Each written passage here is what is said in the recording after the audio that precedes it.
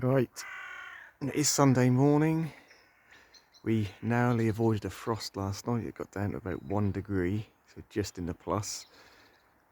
I'm going to be fighting audio with, I've got a lot of crows up in that tree. They're being quite noisy at the moment. So if you hear that in the background, that's what it is. I'm going to try and squeeze two videos into one here. Because they're in the same area of the garden, so we're going to look at the transplanted Trachy. So this is effectively 2 years from transplant, and we're going to look at the wildlife pond area and some plans for next year for that. So the transplanted Trachycarpus fortunei, unsurprisingly, it hasn't really done much other than sort of slowly wither some of the old leaves. I have cut a few back where they've gone really brown, but anything with a bit of green on it I've left. I mean, this is sort of just pulling nutrients back. And when I'd done the transplant, I did do a video on it at the time, so that was around October, November 2 years ago. So it has sort of slowly declined in that time. But the thing I'm really watching out for is the centre growth, which is still sort of a nice healthy green colour, even though it's not been pushing. That has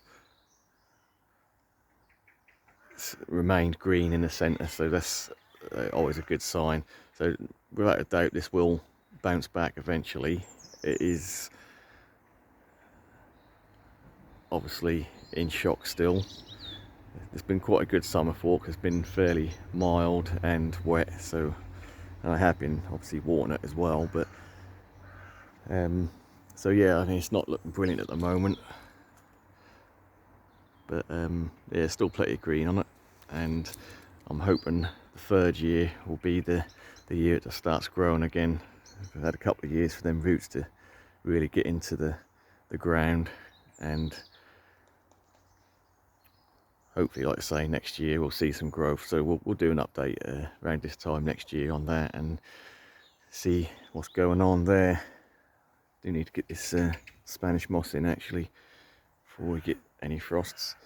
But saying that, the temperatures are supposed to be warming up a bit next week again, so you might not get a frost for another couple of weeks, but you never know. Anyway, so that's the sort of update on the transplanted Trachy.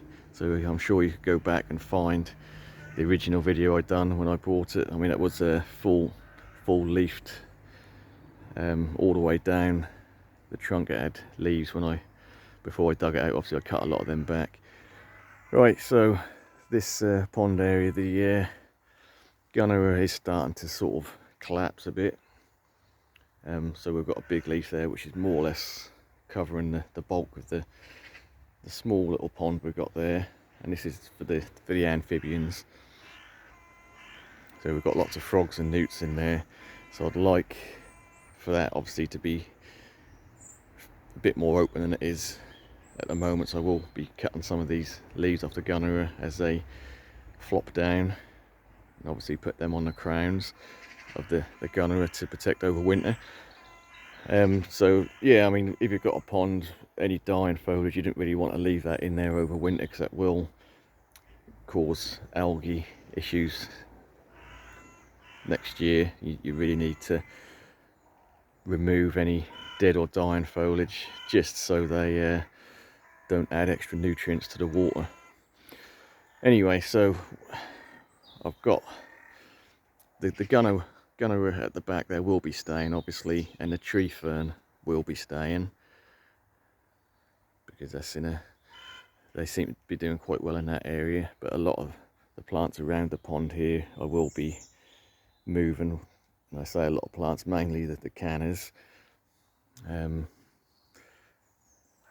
So yeah, still got plenty of flowers to come on them, but yeah, I've been removing them. They're a bit too tall, blocking a bit too much light. Since I've done the hothouse here, that does shade the pond a bit more than it used to get, so I need to get as much light into that pond as possible. So we're gonna remove the cannas, and I have got,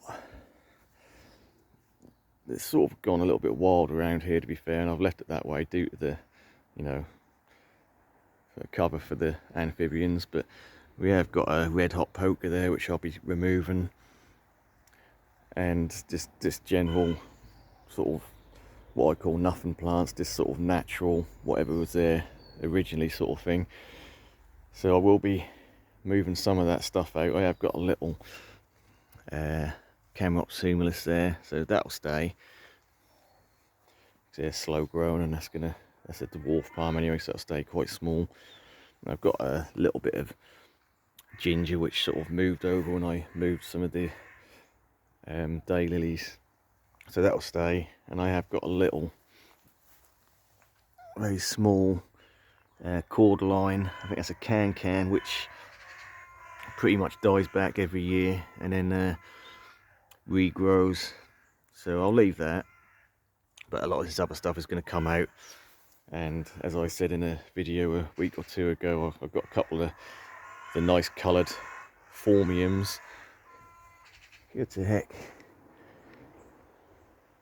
I don't know if you can see them. I don't really want to zoom in because my phone isn't very good, but there must be about 20 of them up in that tree, and they're making a right racket. Anyway, back to subject. So the cannas are going to come out.